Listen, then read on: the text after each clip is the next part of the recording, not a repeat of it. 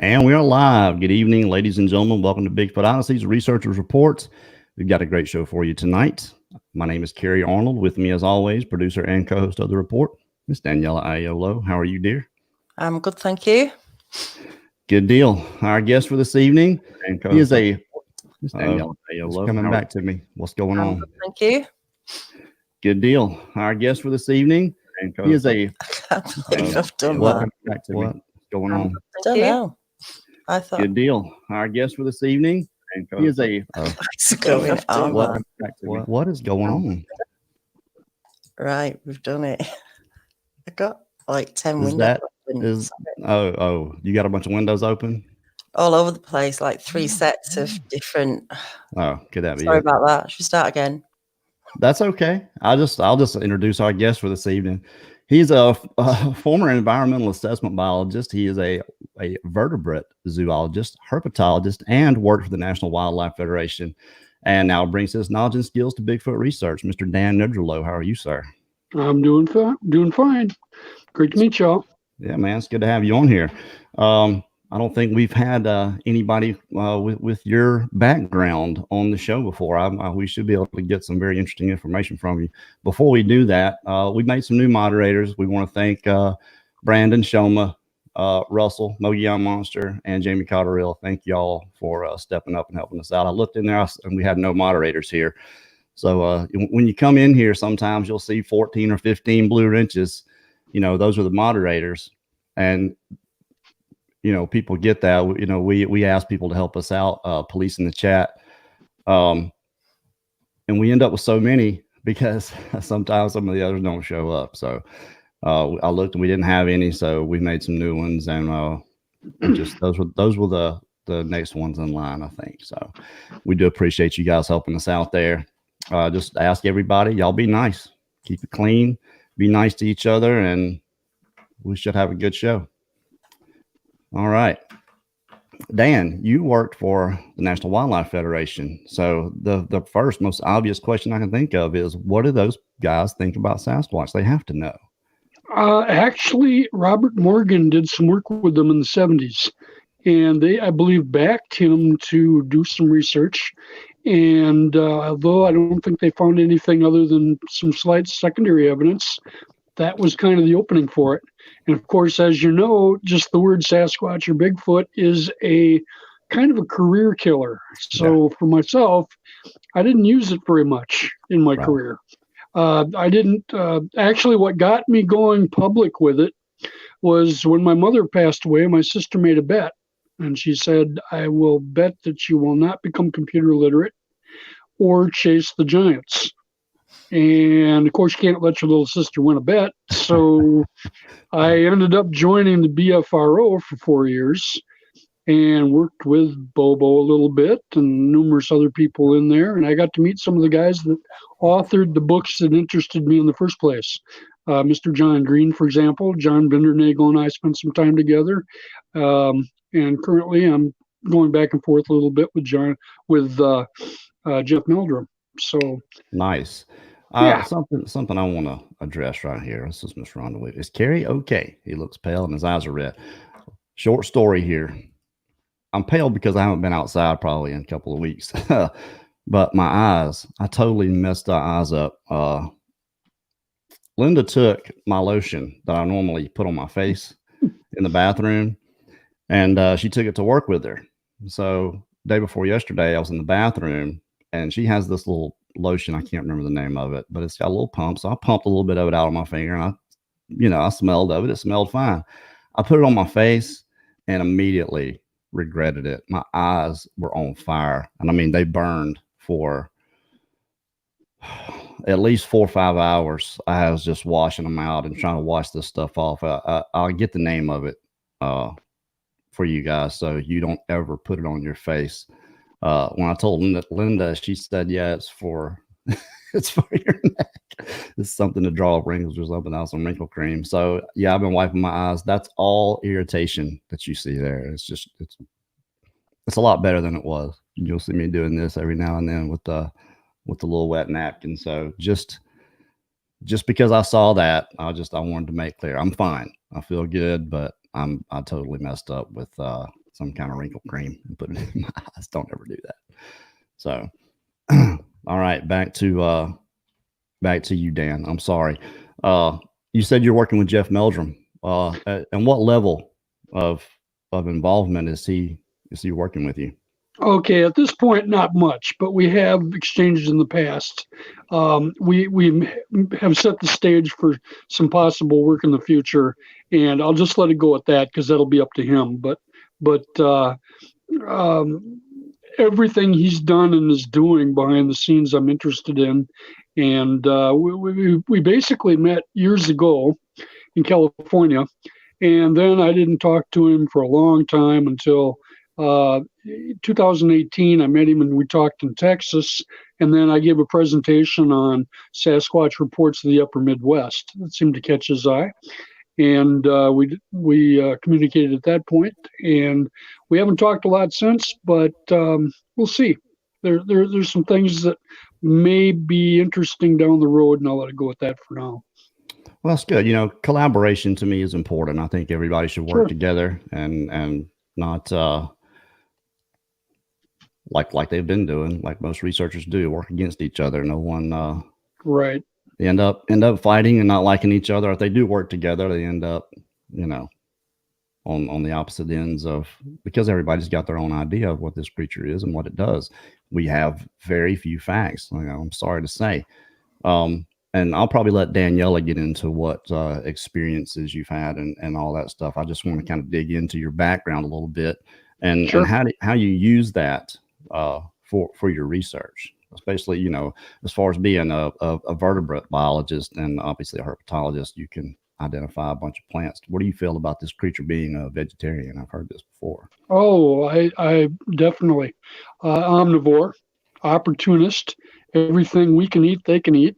And then with their jaw and size and the mobility that they cover, if they run in parallel to gorillas, then they know what blooms and when it blooms. And I would think that they would gear their behavior toward what's convenient, but also maybe toward their favorites. And we're guessing that, like us, we're all individuals and we all have personal preferences as to what we like. Wouldn't be too surprised if that's their situation as well. No, I feel exactly the same way. People talk about there being different types, and I don't think it's that cut and dry. I think they're just the same creature, just like we are, just so much different. There's so many variations and so much different from each other. I mean, certainly you may find some that resemble one another as far as size and color and mannerisms. But, you know, to me, for the most part, there's such a broad, there appears to be a very broad, you know, dichotomy of the way these creatures look and act and behave. And I just think it's the same creature. They just look different from one another, just like we do. You know, I wouldn't equate it to like the deer family where you have elk and most elk all look like each other, and white-tailed deer all look like each other. And those will be two different types of deer. I don't feel like this creature is like that. I think it's the same thing across the board. This is what I think.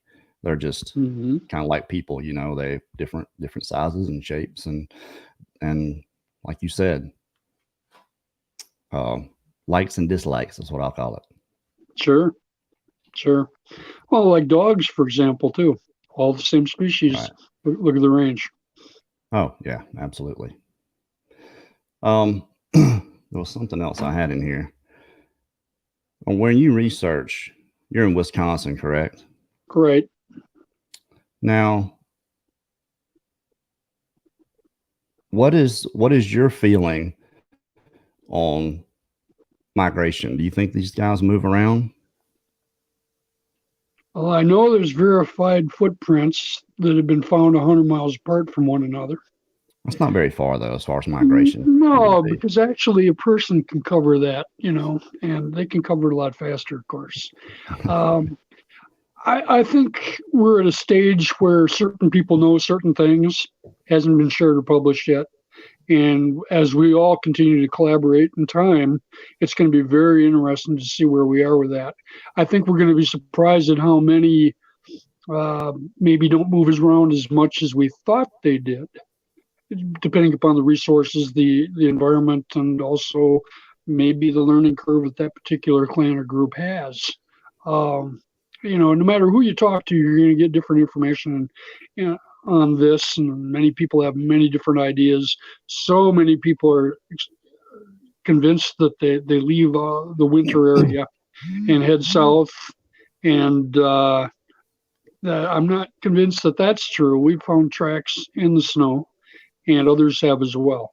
So I think they're quite capable of handling some bad weather. A bunny can, white-tailed deer can.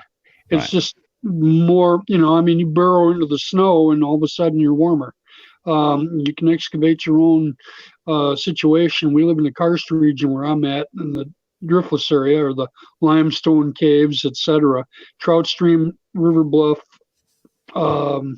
stream valleys, and those hills can warm up in the winter pretty well with just a small amount of sunshine. So who knows? It's a great mystery.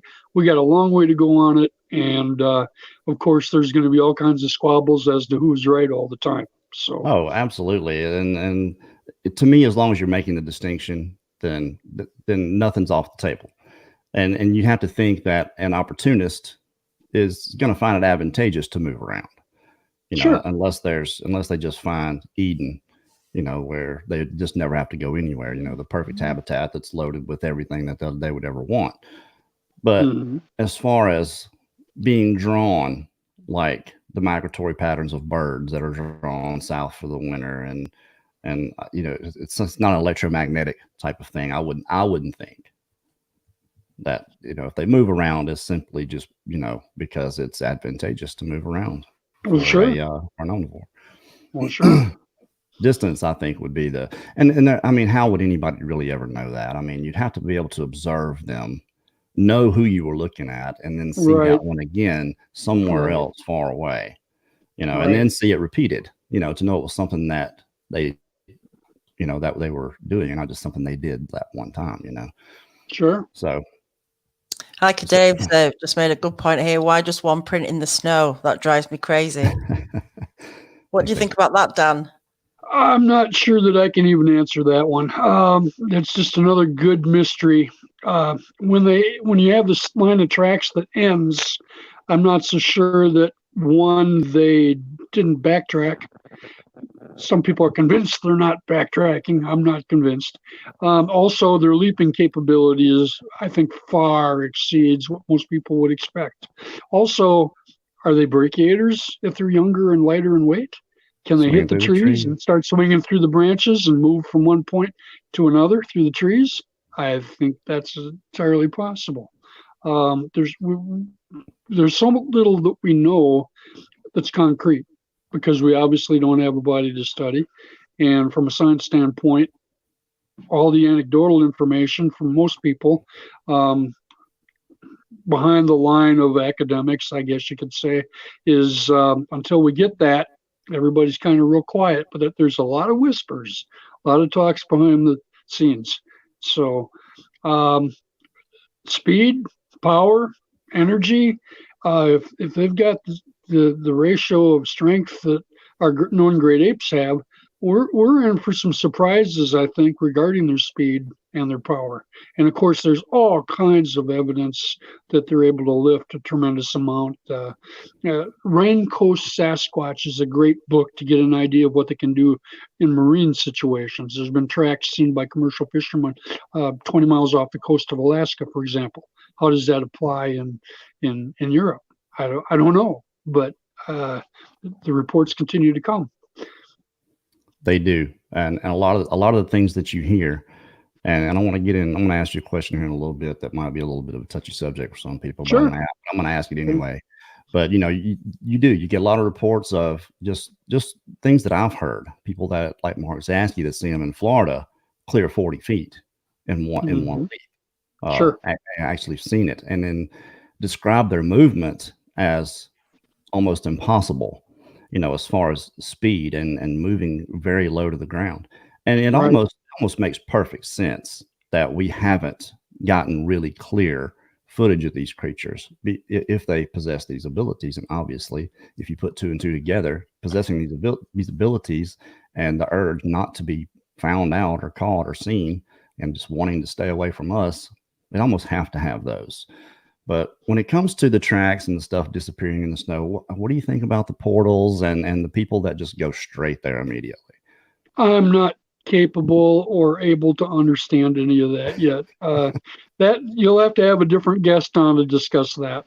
I'm sticking pretty much with the natural history and the flesh and blood aspect. Absolutely. And because they seem so governed by biology, science. Obviously, our science is likely going to have to make some moderations or make some changes because they seem to continually be reported to do things that have us scratching our head a little bit, you might say. I can see how this creature can be perfectly natural and still do all the things that they're doing. Stay away from us and stay clear from us. And you know, the average person that doesn't really look into Sasquatch, and if they thought about it for a minute and then they ask themselves, if this creature is real, we should be able to find it in the woods, you know, just like any other animal that's out there. You know, most people don't have a good, not that we have a great one, but most people don't have a good understanding of the nature of this creature, which is to hide and stay hidden and have, you know, a relative level of ability to process information, like think really quick and work things out. And especially, I think they watch us enough to know our notions and tendencies, to know what they can and can't get away with. I don't think it's something that's learned. I think it's just born in them. They're just born to do this. It's just like just a born ability, you know, to stay hidden, to stay away from us, and have the ability to do that. And I can't put that, even though there are strange things that have happened, you know, can you pin them down to it being the Sasquatch? I don't know. I don't want to go there myself personally. I like to keep it inside the natural realm until I just can't do it anymore. But I'm with you on that. Absolutely. Absolutely. Well, I'm pretty flexible on a lot of the things that are reported. We like to think that there is a reason that people see what they see. Sometimes I know that Thomas Steenberg up in Alberta had spent a lot of time studying the responses of multiple observers from reports. And quite often you can have 3 or 4 people that all see the same thing and privately describe it differently. So we've got a lot of work to do from the standpoint of totally understanding what we're dealing with, the variation, the age aspect. There's a lot of reports coming from different groups. We're looking, as Cliff Brackman likes to put it, we're looking for congruent information, or information that parallels itself, that further strengthens the anecdotal information. And before we slam anecdotal information, a lot of our species start out that way. First, you get a report. We've got the billy apes over in the Congo area there, or Central Africa now. And, you know, it ends up being, I believe, the Henry Dorley Zoo in Nebraska ended up doing blood work there. I think they turned out to be a giant subspecies of white-throated chimpanzee, isolated and for whatever reason, giant in size. So a lot of confused people there for a long time. We're real close, I think, to getting a tremendous more amount of information, especially with all the technology and all the collaboration.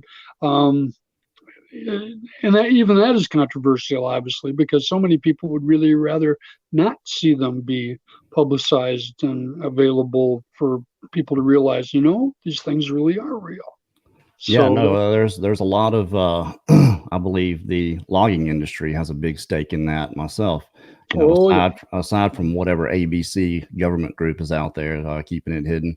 But, you know, you talk about this creature and studying like the billy apes and the anecdotal evidence to come out before that, you know, I think Sasquatch is going to be that much harder because, you know, we talked about their variation of them. You know, billy apes are for the most part pretty, what's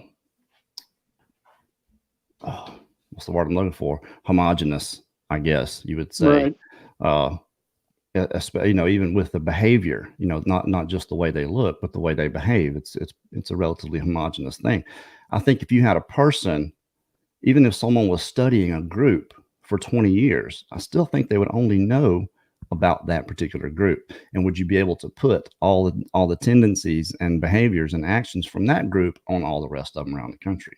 I don't think that's the case. So I think it's going to be that much harder to pin down particulars about this creature. I think it's just going to be as hard as pinning down particulars about human beings. Oh, I couldn't I mean, I can't disagree with that at all. I think back to our wildlife studies back when we were in college, and the wolf specialists would be studying some of the island work in Lake Superior and Isle Royal, and 15 years of study, at least 10, and they're convinced they've got all the behavior patterns down. And all of a sudden, a number of different things change, and the wolves completely switch out into behavior they've never seen before. So a species capability for reclaiming position, shall we say, or going back to the habitats that were vacant, there's some tremendous potential for surprising a lot of people, regardless of what their background is, whether it's wolves, whether it's cougar, have been verified now up to 1,600 miles in movement from the isolated populations over in Nebraska and South Carolina, or excuse me, South Dakota. And we had one that came through Wisconsin with a radio collar, and he was verified by game cams, and it wasn't too long before he was road killed in somewhere in the Connecticut, Massachusetts area. So we're talking about a giant with incredible mobility, and you guys disappeared here. Hopefully you can still see me. Yeah, we still see you. Good. My screen went blank, but that's okay with me. So I know what you guys look like now. So sorry about that. Hey, no problem at all. No problem at all. So, but yeah, there's so many different levels, and if you so many people continue to compare them to apes, other people continue to compare them to people. Now you're getting into all kinds of questions regarding communication potential, all the vocalizations that they make, whether it's mimic, whether it's repeat, whether it's actually utilized for language. And that's something that, it's a stress point for a lot of people, because you've got pro and con on that. My philosophy is if Coco the gorilla did know 1,000 English words and could sign them, she could speak them if she had the anatomy. It's looking and sounding like we're dealing with something that may well have that anatomy. And if that's the case, where does that go? Well, I will guarantee you that at least one here in South Mississippi has that ability, because I heard him do it. I saw him. Right. I watched him. There was no doubt he was modulating. It sounded like a language to me. But before Daniela gets into some of your experiences over the last 20 years, I got just one more thing. You're talking about, studying these creatures and their ability to speak or whatever. Even if, like I said before, finding one, look at the Native Americans. There was as many as 18 million Native Americans here on this continent at one time. 1,000 years ago, 80 different tribes, 400 different offshoots that all spoke different languages, all had different behavior, different mannerisms. And if we make that comparison, couldn't we say the same about this creature, that different groups and different sects in different areas would have a different mode of communication, a different means of articulation, different words, say, are the formations of form and dialect? Wouldn't you think those things would be different from sect to sect? I don't think that the communication from the ones in South Florida to the ones in the Pacific Northwest are going to be very congruent. I don't think they're going to know what each other's doing. So don't you think those things would not necessarily evolve, but adapt, I'd say, differently? I would think that's an entirely possible situation. Probably likely. Verification will take care of it for us as we continue to work the audio that so many people are involved in. Right. And this is we're it's interesting because we're really just starting this, although it seems like we've been doing it a long time. Some people are tired of it already and going for other cryptids, but it's a tremendous opportunity to continue to band together and share information and see where it leads, and more keeps coming around the corner. Absolutely. Dan, what's the interest in the white Bigfoot? I know you've got a Facebook group. I put a link to it in the description. Why did you start that? I started that a couple months ago, and the reason I did it was because I was curious. I knew some of the investigators in the BFRO. I'm going to call him Carter Bouchard. I forget how to pronounce his name properly, but I'll practice that. Thanks, Carter. Anyway, he has done about a dozen white reports from people that he considers very sincere. My curiosity is what percentage of them might actually be albinistic or albino versus leucistic versus maybe just having white hair. Is this something that happens over age? Are we getting reports of juveniles with white hair? Yes, we are. Are there any red-eyed, white-haired ones with fair skin that might actually be albinos? I know of at least one report that suggests that. But then we have some conflicts with that too because of the vascularization in the eye, and quite often they're referred to as red eye or there's a lot of reddish area in that eye region. According to some reports. Now, there's just solid sunk behind the brow, very black-eyed. So there's this was just something I wanted to start, see where it would go. We continue to get reports.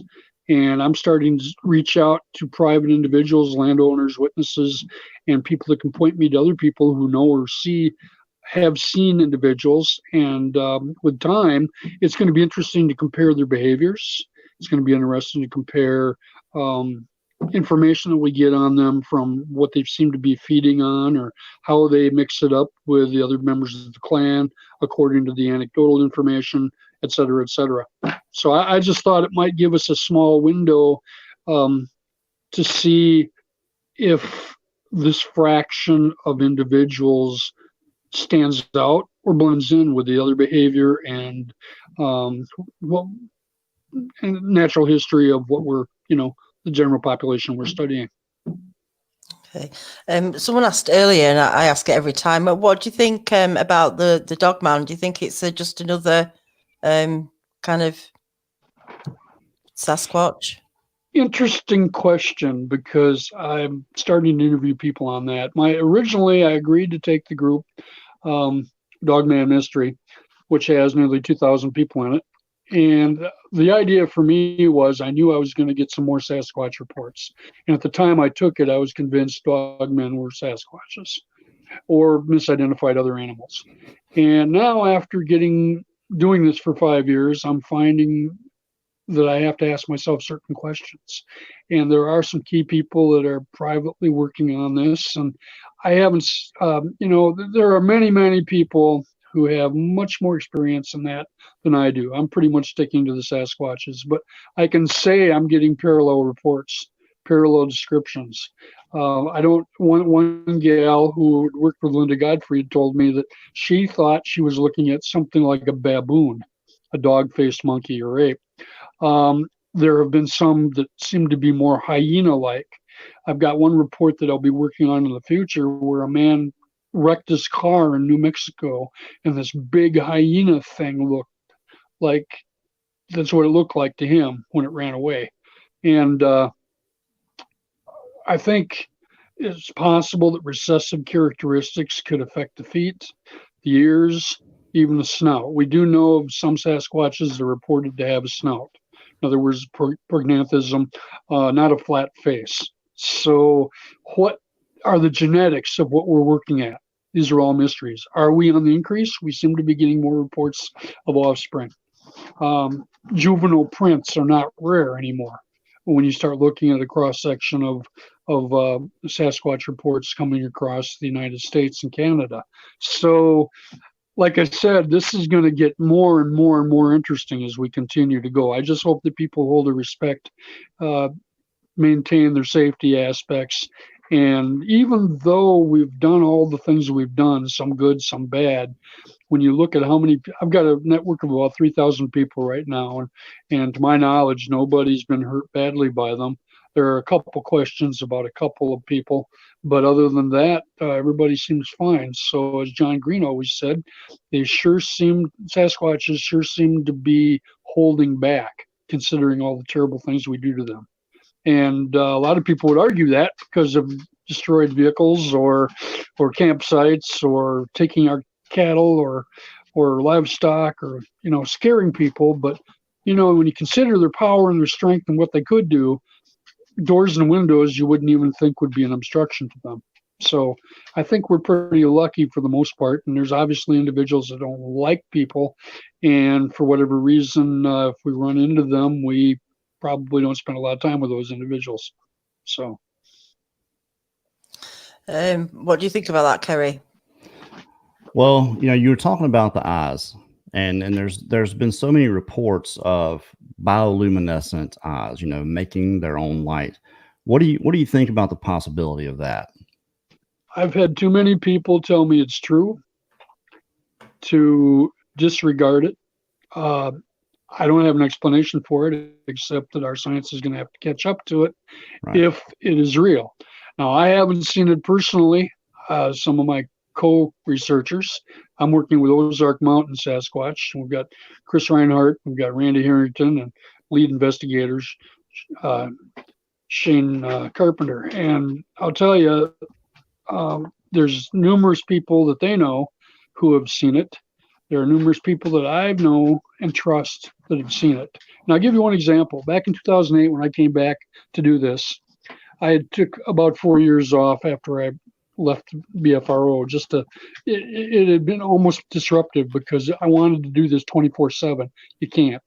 But you can, but you can't. You have to focus on the rest of the things too, obviously. But anyway, when I went back to it, I ended up in Georgia. And I worked with a gal who had activity, and I found my first footprint that year, and numerous other things happened. We got some vocalizations. One night she called me, and it was early in the morning, and she was upset. And she said, how come, I just had 3 adults looking in my window. How come one of them had lights shining out of its eyes? How come you didn't tell me about this? And I had to laugh because number one, I didn't think she was ready. And number two, at that point in time, I wasn't even 100% sure that was happening. As far as what it is or what's going on, there are other people much more comfortable and familiar with the anatomical terms that goes with that. But the bioluminescence is something that I'm sure will continue to come up. And I'm sure that many, many people will continue to ignore it or disregard it. But I think, it's interesting because when wood knocking started to get talked about, that was rejected tremendously. Well, not now. Bioluminescence for a mammal doesn't make sense. So I'll just let it go at that, and we'll see what happens. How's that? Yeah, well, you're right. But, as far as this creature is concerned, you can't discount anything. And the only thing that even remotely stands to reason is you've got animals such as our creatures, we'll call it, such as fireflies, certain types of silkworms that glow, and they get this from a particular rotting log on the ground. You can actually go through and see these rotten logs glowing in the dark. Sure. If they made this a part of their diet for any extended period of time, it would stand to reason that they would get something from it. I mean, and it seems to be a very, for a nocturnal creature, as far as adaptation goes. I mean, if this were possible, if this was actually happening, they'd be able to see in pitch black, like it was daylight, producing their own light in their eyes. So that's the only possibility I see for it. But you hear it so much, seeing glowing red eyes or glowing green eyes without, with no light on them. So that, to me, that's the only real possibility from that I could see was, having that and making that a part of their diet. And eventually that's where it shows up and ends up working. Absolutely. Oh yeah. Well, it's a good mystery, and hopefully we'll get some documentation in that down the road. It is going to be real interesting to see how far we can come with that too, because the photography that's available publicly is pretty minimal so far. Resolution problems all over. Most people that get lucky don't have the equipment that it takes to photograph in the dark, or low light, or distance, or the combination of things. So, right, and the creature doesn't make it very easy for us. No, not at all. There are many times when you're not, the last thing you're going to do is take a photograph because you're concerned about, if I make this move, what's he going to do? Have you had an encounter, Dan? I have. I've had a number of different things happen. I haven't had the diurnal or daylight one that I want, and hopefully that'll come soon because I've been waiting a long time. First thing that happened to me was in 7th grade. I got an audio. We were at a church camp in northern Wisconsin, and it was lake edge, and we got hissed at. And this thing sounded like a Pituophis bull snake. In other words, a large species of clubbered snake. Okay, a typical snake that has a lot of lung power and it's really loud. Well, they're only 3 to 20 pounds. Whatever this was just shockingly amazing. It's one of the reasons I decided to go on to college and add wildlife biology to my studies, because I wanted to know more about the possible animals that could sound like this. In the course of my career, I never found any. I was in my 40s before I hooked up with a group that said, yeah, we've got recordings like that. And so they do hiss. They do all kinds of vocalizations and mimic all kinds of animals. And of course, that can get kind of comical if they're not real good at it. As far as visual goes, I didn't get a visual until last year, where I was working with Shane and Chris and Randy, and we were using a FLIR, and if I told you the story, you wouldn't even believe it. I drove 10 hours, I'll tell it anyway. I drove 10 hours to get to the location, and in the middle of the night, I had almost no sleep, and it was pushing 2:30 in the morning, and I was asked, well, do you want to sleep because of all the distance you drove? And I'm like, no, this is it. This is the hour. So we walked for about a half an hour, and the FLIR picked something up. And of course, the first thing you're thinking is a deer or some other small animal or whatever. But there were certain movements that were repetitive that were familiar with the observations some of the other guys had, notably Shane. And what happened was we focused on that, and I didn't get a great look, but I was 100 feet out. Shane ended up going in and saw it very close, about 7 feet away. So that verified what we had there. So that was my first time, and I got a chance to see them through the FLIR a number of other times. In the meantime, I've had them come up in the dark. I had a sneeze behind me within 15 feet, and I thought it was a landowner. Then I thought it was a coyote because it just followed a pack of coyotes, and that didn't seem to make sense. And the next thing I'm thinking is a cougar. Well, we ended up with footprints on that property eventually. So I do believe that was the Sasquatch. As far as other things, just some audio, and then obviously all the things that people talk about you can't see, but you're getting paralleled, or certain vocalizations. And I will imitate the first vocal that I got recorded. We had on that property again where I got sneezed at, we had a dog and some coyotes interacting, and it was kind of a ar, ar, ar, ar, ar, ar. Oh, oh, all of a sudden something hit with a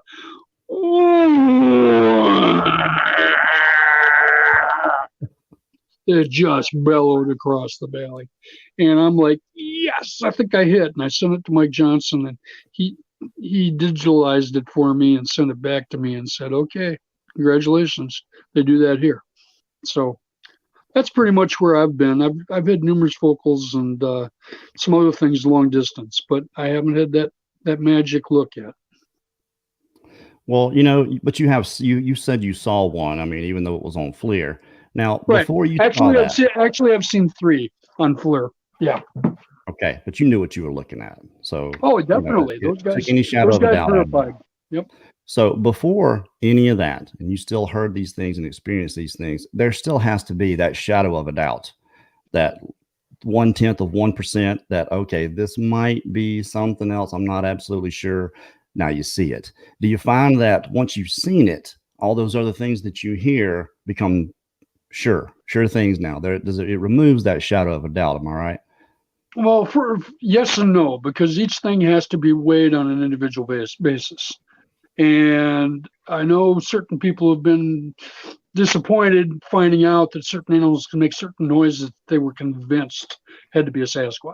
Right. Until you see what makes the vocalization, you can't be 100% for sure.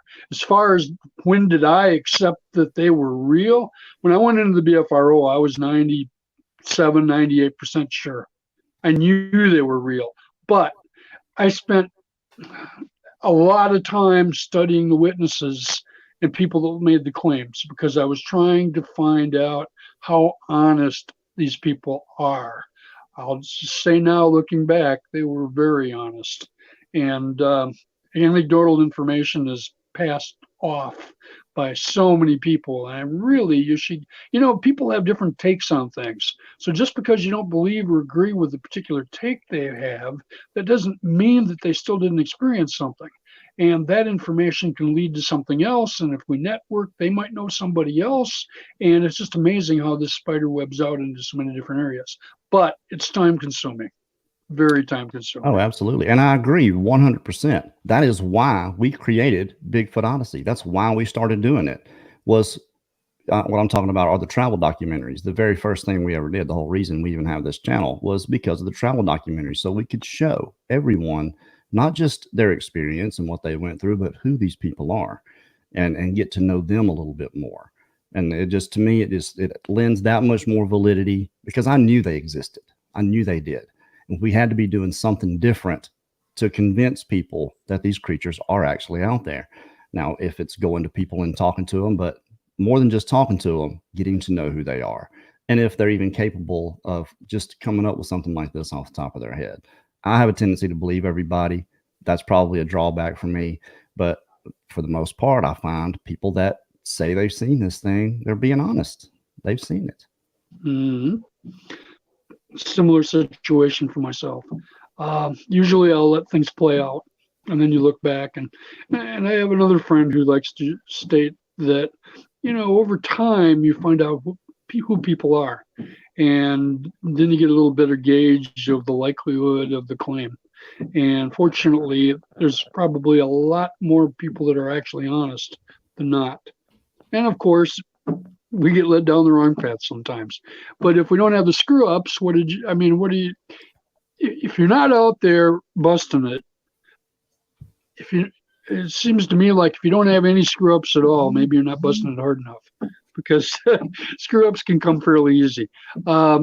It's also very interesting and important to note the pre-internet baseline information that's out there. The previous books, John Green and all the other fellas. There weren't a lot of books written back then, but it's amazing what's going on now. It's just an explosion of people writing. And so again, and we've only got a fraction of all the people out there interested in this, but it's Right. growing, and we're setting the base through some of the public relations, the television shows like Finding Bigfoot or what Russ Accord just did recently, Sage, and these are really positive things for young people. And as they grow up, this is in the back of their mind, and I know Dr. Jeff Meldrum will mention this quite a bit too. It's setting the seed for the future through academics. So there's going to be, it's going to be easier to work on the subject matter than it has been in the past. I agree. And that these things are done, I agree, is good. The way they're done, I don't agree with. I understand that. That's a whole other show. But what I find advantageous is getting people on camera. Tends to cull the herd a little. Most people that are just making stuff up, they don't want to be on camera. You can get someone to sit down and do a 2-hour interview, and they know that you're documenting their whole experience and their life and everything in it. Yeah, they're a lot less likely to do that if they're just trying to be sociopathic, I guess. Sure. Sure. What do you feel about the structures? Do you think we should not consider them when it comes to Bigfoot because there's nothing no proof, no one's seen them make them? It's a great insight. I know Dr. Bindernagel was interested in them to see what he could learn from them. There are claims of people seeing them associated with them or being in them. There aren't a lot, I don't think. I do understand that some of the ways these things have been made, if there's no marks on the evidence, or in other words, the I'm trying to say large branches, small trees that have been picked up and moved, and they're in areas where there's no tire tracks or anything like that. That's very interesting. And I'm not a structure man myself yet, but some of the other folks that I work with are, and they've had some observations. And I think this is something that will pick up steam over time as we learn more and more. There's also obviously glyphs that are being talked about now. Some people are really working with that and other people aren't. I will say that I have been able to see some things that people have made claims on, and they very well might be right. We might have juveniles playing with things, little designs and things like that. I'm still waiting for somebody to give them a pen or pencil or crayons and do some artwork for us. But some people are claiming that now too. So we'll see. The tracks continue. It's just a matter of time, I think, before it's all going to start to come together. But on one hand, there's a lot of people that are just disappointed because you'd think we have to have more than this. We've got the Marble Mountain video. A lot of people diss that. The resolution is very, very poor. People that know what's going on behind the scenes there are very convinced it's a real deal. You've got the Memorial Day footage. That's another one. I talked to one of the fellows that coordinated the individual that ran the race with the runner from the university. And I was told that this is a new species and she didn't know she was in a race. Well, I can't prove one thing or the other, but I can tell you that as long as we continue to throw technology toward this, we're going to learn more. And we're still at just a fraction of where we want to be, I'm sure. So I would want to see somebody put a suit on and make that run. That's what I want to see. Very good point. Very good point. Got a couple of questions here from Anagon Fishing. Based on the evidence, how large do you think these beings grow? The general take was that we could accept a 24-inch footprint. And the old adage is that that's half the height of the length of the foot. So we're talking 12 feet. But if you look at human beings, you'll see shorter people with larger feet. Right. And you'll see taller people with smaller feet in some cases. So there's a lot of individual variation.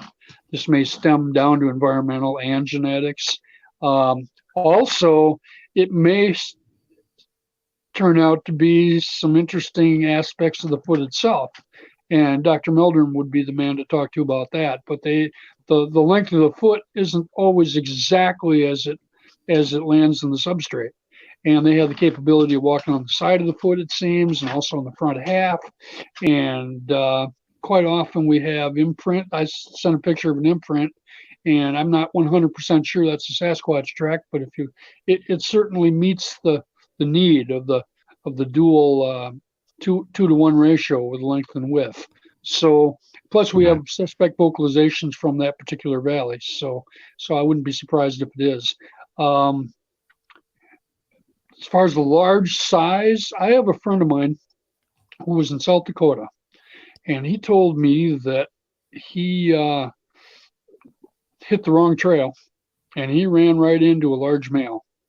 And I'm not going to go into all the details of that, but I am going to say that he felt the upper arm was as big around as he was. So what that would translate to weight-wise, I've had numerous people say 1,000 plus. I'll let it go at that. Well, obviously people have seen these creatures and they've seen them extremely large, just massive, massive creatures. I saw one, he was relatively big. I'd put him in the 400-pound range easily. But considering the parent of variation of these creatures, wouldn't you expect there would be a full-grown one that's maybe only 5 feet tall? You hear people all the time, they say, well, I saw a 4-foot juvenile. Well, you don't know that it's really a juvenile. It could be full-grown. There could be another, like I said, another whole species that's as big as they get, is 4 or 5 feet tall. That's another thing that I just think we don't really know. We see a little hair-covered person out there, and you're not able to study it, so people automatically assume this is a juvenile, this is a young one. And I mean, to me, it's just entirely possible that there's plenty of them out there that don't get over 6 feet tall and they're full grown. Stay that way their whole life. I couldn't disagree with that at all. Look at us. We have a wide range. My grandmother was 4 feet 11. So, and then we have our centers in basketball. They're all over 7. And then we have a record. I don't remember exact measurement for the record person, but well over 8 feet. So, yeah, we've got a wide range, and we've already got people all lined up on what we're going to call them and what they are and what they do and all that. And there's a lot of generalizations, and we're going to be looking for specific information, and that's hard to get sometimes, quite often. Yes. But the only thing that bothers me is when this creature is validated, that these facts are going to start coming out and they're only going to apply to a certain sect. That's the only thing that bothers me about this now, is that we're not going to have the resources. Even if this thing is validated tomorrow, we're certainly not going to have the resources to go out and learn a whole lot about them. They just make it too hard for us. The technology hasn't quite got to the place it needs to be. We got good stuff now, absolutely. And the really good stuff is so expensive. It's just so hard to access. But we are going to get to that point, especially with Doppler. Doppler is going to be a big thing for this, I believe, in finding these creatures. Well, in time, obviously, acceptance will continue to grow. Then that's going to open the door for more technology and the type of equipment that we need. But when and where, you got me. So there's a lot of trials and tribulations before we get to that point, I'm sure. We already have plenty of experts that know all these things about these creatures, that just, it blows me away how they know all these things and just can't show you a thing, but they can tell you everything there is to know about them. So we've already got those people out there. So I can imagine it's not going to get that much better when it comes to this creature, and the actual experts come out and they start actually studying a group and they're bringing out this facts. I hope they make that distinction. The group that we're following does this, we'll see. Yeah, that's pretty much it. We'll see. You throw human behavior in and all the emotions that go with it, and they'll be. We'll just say it'll be interesting. Yes, and we do. Another thing that I've noticed is we tend to put our own human limits on these creatures, and people are very surprised when they get to see some of the abilities that these creatures have, like the leaping and the speed and the ability just to apparently disappear out of nowhere. But when we put those human limits on them, then it becomes something magical, I think. And that's what I think these cloaking and portal things come from. What's your first reaction to disappearance? There are magicians out there that can make things disappear right before your eyes. So I look at it in the same vein as that is a distraction, plus I think possibly the hair. There's something about the hair that can absorb light, and I heard a report from one in Florida. He's sitting there looking at the thing and he can see the hair, and he said it looked like it was alive, the way the sun would hit it. It just looked like it was actually moving. And I have the same contention about catching them on game cameras. I think they walk in front of game cameras all the time. But you know, that infrared light has to be bounced back in order to trigger that camera. And if that hair is absorbing that light and not bouncing that signal back, that camera's not going to go off. Mm-hmm. So that's another thing about the hair and walking in front of game cameras. So True. I think the hair has a lot to do with that. I don't think they have a thing that they can turn on and just turn invisible. I think it's just a natural part of them, their natural camouflage. Well, that's the science talking, and that is likely what's really going on. And there's plenty of reports that suggest that strongly. And we also have the habit of dropping to the ground. And I don't think a lot of people are looking at a 10-foot individual and expecting to see it 29 inches off the ground. So, you know, for all practical purposes, that's kind of a disappearance if it goes into grass that you're convinced that it can't use. I like to use an example of two guys that were working cougars on radio telemetry. They did some triangulation, and one starts at one area and another starts at the other, and they're walking toward each other. Pretty soon, both guys come down the hill, and they're looking at each other across the field, and they're like, "What's going on? I can see you, you can see me." All of a sudden, this big cat jumps up out of a little clump of grass. Off it goes. So that's a surprise. So I think a lot of people aren't real familiar with things like that happening. I had a white-tailed deer. By the way, I've hit 31 of them on the highway. I had a white-tailed deer jump off the road and go down into the ditch. And I thought, well, this should be fun because there's a limited area where it can go, so I should be able to walk up on it. Didn't hit it or anything. I just wanted to see how close I could get to it. Couldn't find it. No movement, just like it disappeared. And I'm sure it was just blending in with the background. Yeah. I hunted deer for 29 years before I quit. A deer is very hard to see if they're not moving. If they're just standing there, they are so hard to see. I was sitting in a tree stand and I watched a 4-point buck come down a little bottom, and he stopped. He made me, but he didn't run off. He just stopped, dropped down on his belly and crawled backwards. A buck is the dangest thing I ever saw in my life. Only time I'd ever seen that.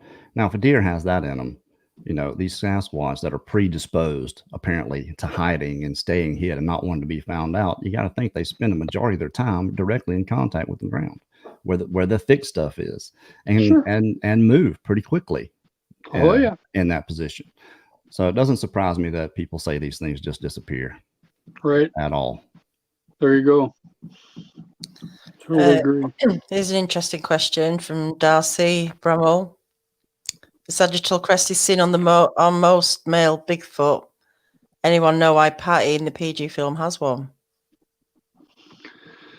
I'll just say this. I think genetics, I think individual variation, and perhaps diet and perhaps age can all affect how dramatic that looks.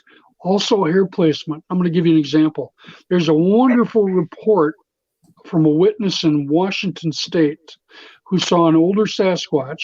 He deemed it older by the way it moved, by its size and its general look and hair color. And it was standing in front of the sun, so it was backlit, and it had a round skull, perfectly round skull, but it had a cone head because of the hair. So that's interesting. So how many of them actually are more round-headed? This is just another wonderful question, and it's interesting because I'm sure a lot of reports come in and maybe that isn't even discussed. A lot of these animals, we don't have information on their genitalia because that's obviously an area of nervousness that people don't want to describe thoroughly. We have other types of anatomical things that we just either forget to ask about, hairline and ears and ear placement, and a lot of times we just aren't getting the descriptions that we could if we took the time to get that. And so those are going to be areas that I'm working with. I'm working a little bit with Sibylla, who's the BFRO illustrator. She and I have gone over some of the reports that she's had and reports that I've had. Also with Alex Evans, out of Indiana. She's an incredible illustrator as well. There's so many more. Thomas Finley, of course, over in UK, and we've got Rob Roy over in Alaska, and just numerous other fellows that I'm working with and gals working with in art and data. And I haven't been really busy with that one yet lately, but that's going to change soon. And I'm just hoping we can match up more artists with witnesses, so it gives us some more insight into some of the looks that they're sporting.